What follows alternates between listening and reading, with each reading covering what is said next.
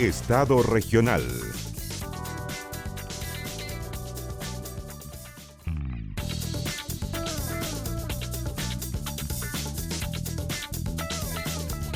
Hola, ¿qué tal? Bienvenidos a un nuevo capítulo de Estado regional. En esta oportunidad nos encontramos en la Casa Maldini de Copiapó, una casa muy antigua que data del siglo pasado, que fue restaurada y en la actualidad es utilizada como centro de extensión cultural de la Universidad de Atacama. Desde aquí los saludamos. Nos encontramos con el diputado Juan Santana. Diputado, ¿cómo está? Hola Natalie, muchas gracias por la invitación y para tener esta conversación con ustedes.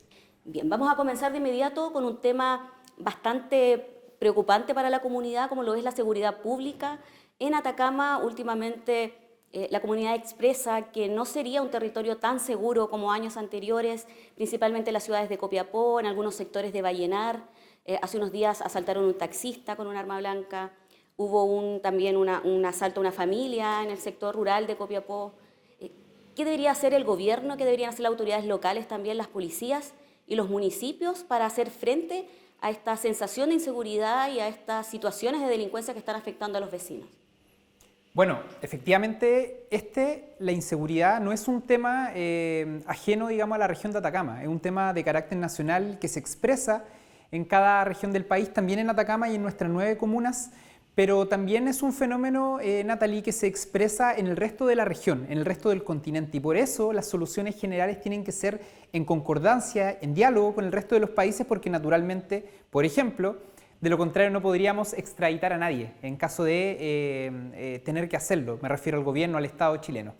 Dicho eso, a mí me parece que se ha estado haciendo un esfuerzo por parte de distintas instituciones. Sin ir más allá, a nivel local, el gobierno regional ha destinado una cantidad importante de recursos del Fondo Nacional de Desarrollo Regional para seguridad, no solamente en la entrega de fondos concursables para organizaciones de la sociedad civil, sino que también a instituciones que están a cargo de la seguridad en el país con la compra, por ejemplo, de vehículos, ¿no?, para mejorar su dotación. Sin embargo, el tema de la seguridad es un tema que no tiene una solución mágica, no tiene una llave, porque de ser así, en otros países o en otras comunas eso se hubiese resuelto. Es un tema integral que es lento y en donde yo sí tengo claridad respecto a lo que no hay que hacer. Y lo que no hay que hacer es que se utilice políticamente el problema de la inseguridad en la población para pegarle a su adversario. Y en este caso a mí me parece que es bastante mezquino atribuirle a una administración u otra el problema de la seguridad en circunstancias que naturalmente ningún problema en la sociedad en general se crea de un día para otro. Este es un problema y un flagelo que se viene generando en nuestro país por distintos motivos. La inmigración, por cierto, es una de ellas, los bajos ingresos es otro, los problemas de drogadicción y de tráfico en las poblaciones también lo son. Y por lo tanto a mí me parece que una solución integral de mediano y de largo plazo, por supuesto que siempre es el camino que las autoridades de forma seria deben tomar. Pero algunos ejemplos que pudiera dar, ¿de qué medidas se podrían tomar, independiente de, como usted dice, que esto es a nivel nacional, a la gente que vive en Atacama le importa lo que pase acá? Bueno, nosotros aprobamos en el Congreso Nacional durante este periodo la Ley de Infraestructura Crítica, que entre otras cosas le permite al gobierno hacer uso, por ejemplo, del ejército para labores estratégicas en infraestructura crítica. A mí me parece que lo que se hizo, por ejemplo, en la frontera del norte es, por supuesto, una cuestión útil en aras de regular de alguna forma la inmigración ilegal. Sin embargo, las propias autoridades del ejército han señalado que esta rama, digamos, no está formada para labores de seguridad pública, ¿no? Ellos están preparados para la guerra. Y por eso los especialistas lo que sugieren, que es la línea que yo al menos tiendo a seguir, es fortalecer la labor que hacen las policías. ¿Y cómo no fortalecer la labor de las policías? No solamente, por supuesto, entregándoles más vehículos ni mejor equipamiento, que hay que hacerlo, sino que también mejorando áreas en donde yo creo que estamos al debe. Por ejemplo, la inteligencia. Por ejemplo, la formación y la capacitación. Por ejemplo, el número y los incentivos que hay para ingresar a carabineros. Vamos entonces a hablar de educación, específicamente de la crisis que enfrentó el SLEP o que está enfrentando el SLEP de la provincia de Copiapó y la situación en la que se encuentran los estudiantes que estuvieron el año pasado muchos meses sin clase debido a que no estaban las condiciones mínimas para poder ir a estudiar. ¿A qué atribuye usted lo que ha pasado con el funcionamiento del SLEP en esta parte de la región de Atacama? Bueno, a muchas cosas, pero en primer lugar quería decir, Natalie, que yo lamento mucho que se produzcan estas crisis, sobre todo en el sector público, en este caso en la educación pública, porque Cuando esto ocurre, los principales perjudicados, ¿quiénes son los estudiantes más vulnerables? Que son los que asisten a las escuelas, a los liceos y a los jardines infantiles que forman parte de esta red pública. Y naturalmente el que estos tengan un retroceso en su aprendizaje es un detrimento no solamente para ellos, sino que para su familia, y eso a nadie le hace bien. En segundo lugar, respecto a las responsabilidades, existen múltiples responsabilidades, ¿no? Respecto al funcionamiento del servicio local, hay, entiendo yo, investigaciones que se están realizando en curso. Algunas de ellas incluso en donde hay militantes del partido al cual yo pertenezco involucrados. Y yo espero que esas investigaciones avancen y nosotros vamos a respaldar, déjeme decírselo, cualquier sanción, cualquier investigación que se realice sin distinción partidaria. Pero debo decirle con toda claridad que el origen de este problema, el de la educación pública en Copiapó y en aquellos lugares donde funciona mal, tiene otras aristas. Y esto lo hemos conversado varias veces en la Comisión de Educación. En primer lugar, la ley, que fue aprobada el año 2016. Yo en lo personal no era parlamentario, pero la ley quedó en evidencia que era completamente insuficiente. No por nada, hoy día se está discutiendo una ley, la modificación a la 21.040 en el Senado, que es la que crea los servicios locales de educación, entre otras cosas porque quedó en evidencia de que la ley no cumplía con los fines que establecía cuando fue creada. Pasamos de la extrema flexibilidad que tenían los municipios en el uso de los recursos a la extrema rigidez de los servicios locales, que queda en evidencia cuando nos comentan en las escuelas o en las comunidades educativas que para poder resolver el problema de un vidrio roto tienen que darse una vuelta administrativa gigantesca, y no ocurre como cuando estaban los municipios administrándolos, que era justamente una respuesta mucho más fácil. Pero en este caso, por ejemplo, también se cuestiona el hecho del manejo de los recursos. Entonces, ¿qué considera usted que se hizo mal ahí? ¿Qué podría haber que llevó a esta situación a los establecimientos educacionales, en algunos casos que no tenían ni siquiera materiales para imprimir una prueba? El mal uso o el no uso de recursos, porque también hay que decir que en una ocasión no se utilizaron los fondos pro retención, que son estos fondos que se utilizan en las comunidades educativas para retener a los estudiantes. Es decir, uno de los problemas principales que tiene el sistema público es la deserción, y que se acentuó luego de la pandemia. Pero ese problema se enfrenta, entre otras cosas, a través de estas vías de financiamiento que en el caso del SLEP Atacama, por motivos que yo desconozco, no se utilizaron. Ahí evidentemente hay una responsabilidad administrativa, es decir, Natalie, no solamente hay un cuestionamiento respecto al mal uso, al eventual mal uso de recursos, sino que también al no uso de recursos. Ahora, hay actores que en esto, y yo quiero decirlo con toda claridad, no están muy en la discusión respecto al origen del problema. Y yo quiero mencionarlo porque me parece un imperativo y además porque ha sido parte de la discusión en la Comisión de Educación, que son las malas administraciones municipales. Se produce este traspaso de las municipalidades a los servicios locales porque había una mala evaluación respecto a la administración de los municipios. No todos, pero habían casos emblemáticos a nivel nacional. Y de hecho, acá en la región de Atacama tenemos dos comunas en donde esta situación se vivieron también de forma evidente, en Tierra Amarilla y también acá en Copiapó. Recordémoslo que el exalcalde de Copiapó, Maglio Chicardini, fue objeto de una investigación el año 2012, cuando la Contraloría en ese momento hizo un ranking con los municipios con peor uso de los recursos CEP, ubicando al municipio de Copiapó en el lugar número 9. ¿Y qué quedó eso? De eso nadie habla. Lo que pasa es que la Contraloría, Natalie, no tiene atribuciones sancionatorias. La Contraloría lo que hace es detectar y decirle a una institución, ¿sabe qué? Usted está haciendo mal esto, usted está mal utilizando esto y debe corregirlo de esta forma. Ese es el rol que tiene la Contraloría. Pero lo que quiero develar con esta situación, porque yo además no tenía responsabilidades políticas en ese momento, el año 2012, es que una crisis de esta magnitud, en donde hay deterioros en la infraestructura de los establecimientos educacionales que no se han reparado por mucho tiempo, en donde hay deterioros respecto a los insumos, en donde hay deterioros en las salas de clases, no se produce de un día para otro. No se produce porque se crea un servicio local o no. Estos problemas, y quienes trabajan en educación bien lo saben, se acarrean desde hace años. Y a mí me parece que uno de los motivos principales, justamente, particularmente en el caso de Copiapó, es que ya había una mala administración respecto al uso de los recursos de los estudiantes más vulnerables por parte del municipio el año 2012. Ya. Y además, respecto a este mismo tema, el diputado Tapia, que estuvo la semana pasada en la entrevista de Estado Regional con nosotros, atribuyó que parte de esta crisis era porque no deberían haber operadores políticos trabajando al interior de los SLEP, y decía que responsabilidades tenían también desde el Partido Socialista porque habían personas que estaban trabajando en el Servicio Local de Educación Pública acá en la ciudad de Copiapó. No, el diputado Tapia yo creo que se caracteriza por ser en sus juicios bastante oportunista. De hecho, si es que nos vamos más atrás, él era administrador municipal de la educación pública cuando era alcalde, y uno de sus principales funcionarios dentro del DAEM de Vallenar era el presidente de la UDI. Bueno, ahí tenía una distorsión ideológica, parece el diputado Tapia, pero bueno, se contradice con lo que dice. Y además, no es necesariamente él el más indicado para cuestionar los temas que pasan en educación, porque él fue objeto de una investigación hace poco que además develó un medio de comunicación nacional en donde más de 9.000 millones de pesos tenían cuestionamiento por parte de la Superintendencia de Educación, y de hecho dentro de ese dinero hubo 30 millones de pesos de recursos de educación destinados al desarrollo de una fiesta con barra abierta.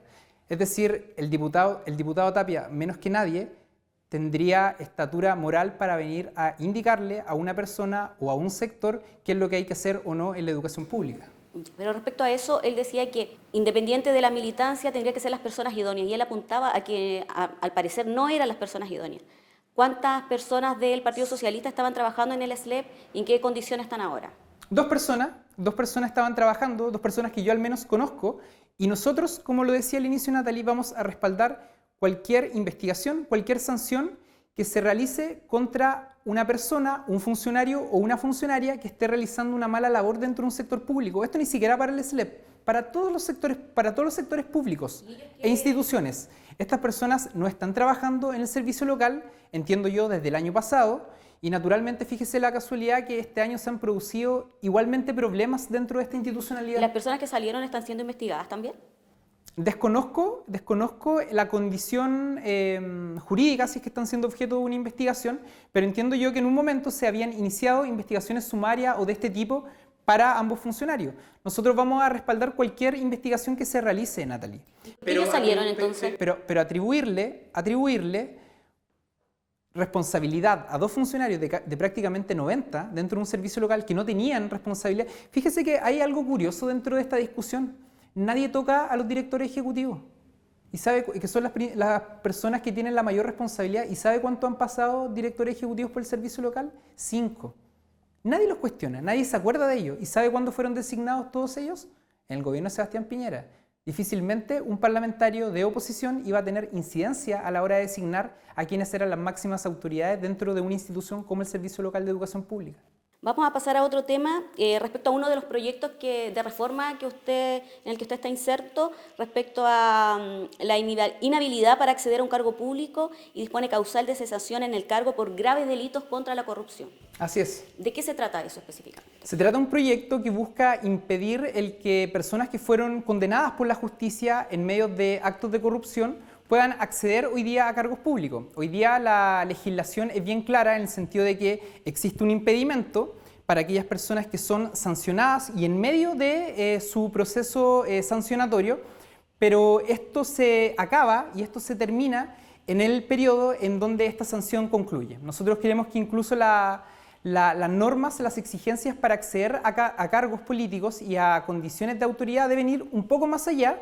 Y naturalmente consideramos que para elevar ese estándar y para evitar aún más que se produzcan dentro de las distintas instituciones que hay en el país escándalos de corrupción, problemas de probidad, problemas de transparencia, deben existir mayores sanciones. Y una de esas sanciones, por supuesto, es que cuando una persona que incurre en un delito desea postular a un cargo de elección popular, no lo puede hacer. En este caso, aquí en Atacama, igual hay algunas investigaciones recientes, lo que está pasando con el ex alcalde suplente de Tierra Amarilla, también con el concejal Miguel Carvajal, también, que está imputado en una causa por presunta corrupción. Esto no tiene colores políticos, es para todos. Bueno, respecto también a otro tema nacional, la situación del senador Macaya, estas declaraciones que él dio argumentando que su padre, que fue condenado por abuso sexual infantil, había sido grabado sin consentimiento. ¿Qué señal le da esto a las víctimas de abuso? No, es por supuesto una mala señal, pero una mala señal además por lo que ocurre después, ¿no? El senador Macaya no renuncia a la presidencia de su partido por voluntad propia. El senador Macaya renuncia a su partido por la presión pública y principalmente de las organizaciones que cuestionaron el actuar de un senador de la República que además es presidente de un partido político en democracia, hablemoslo de esa forma, y que cuestiona, ¿no?, un fallo judicial, una investigación que se está realizando, en donde además se pone en duda finalmente la valentía que tiene un menor de edad de grabar con el propósito de entregarle a la justicia una prueba, un antecedente para develar el delito que estaba cometiendo un adulto contra un menor de edad. Entonces me parece que uno puede entender las relaciones que hay entre hijo y padre. Lo que no puede entender es que una persona que cumple una labor pública, como por ejemplo ser presidente de un partido político o ser senador de la República, cuestione ambas cosas. En primer lugar, la investigación que está llevando adelante la justicia y en segundo lugar, la labor, que en este caso no la labor, sino que la actitud, el acto de valentía que tuvo un menor de edad para poder denunciar a una persona adulta que estaba cometiendo un delito, dándole una pésima señal a la opinión pública respecto a cómo funciona la justicia en Chile.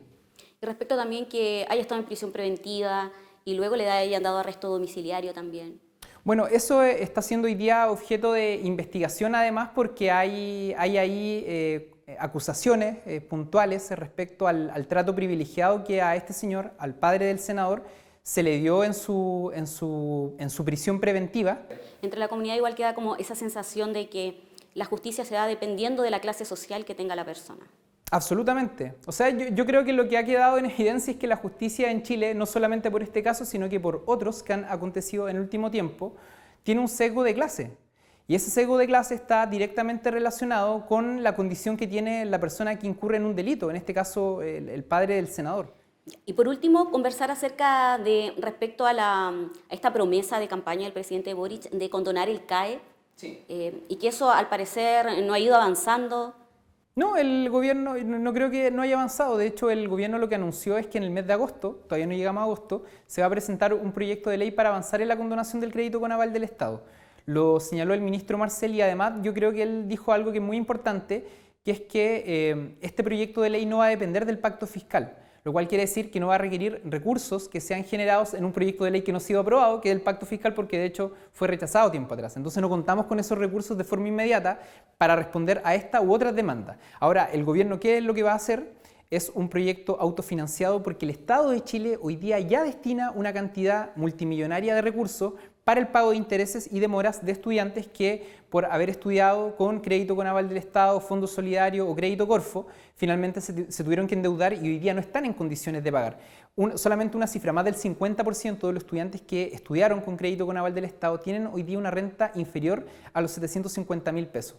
A mí me parece que en una política pública que busca justamente reparar la mala implementación de un instrumento de financiamiento para acceder a la educación superior, lo mínimo que debiese ocurrir es la priorización en estudiantes que, por ejemplo, tienen bajos ingresos o, por ejemplo, en estudiantes que, teniendo bajos ingresos, cumplieron disciplinadamente con el pago de su crédito con aval del Estado. Muchísimas gracias, diputado Santana, por habernos acompañado. Nosotros nos despedimos desde acá y nos encontramos la próxima semana en un nuevo capítulo de Estado Regional.